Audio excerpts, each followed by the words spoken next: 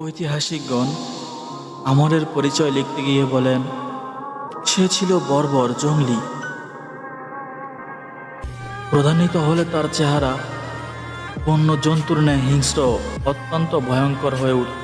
সে ঘোড়া থেকে লাফ দিয়ে নেমে এবং মুহূর্তেই তরবারি বের করে হযরত আলী রাদিয়াল্লাহু তাআলা আনহুর উপর এত দ্রুত আক্রমণ করে যে সকলে এক প্রকার নিশ্চিত হয়ে যায় হযরত আলী রাদিয়াল্লাহু তাআলা আনহু দুটুকরো হয়ে গেছেন। কিন্তু সবাইকে অবাক করে দিয়ে হযরত আলী রাদিয়াল্লাহু তাআলা আনহু সুকৌশলে এই মারাত্মক আক্রমণকে প্রতিহত করে ফেলেন। প্রথম আঘাত অকল্পনীয়ভাবে ব্যর্থ হতে দেখে আমার ক্রোধে দিকশূন্য হয়ে হামলার পর হামলা চালাতে থাকে। আর হযরত আলী রাদিয়াল্লাহু তাআলা আনহু অপূর্ব রণকৌশল দ্বারা সকল হামলা প্রতিহত করতে থাকেন। আমর এদিকটা কখনোই ভাবেনি যে শরীর ও শক্তির উপর অহংকার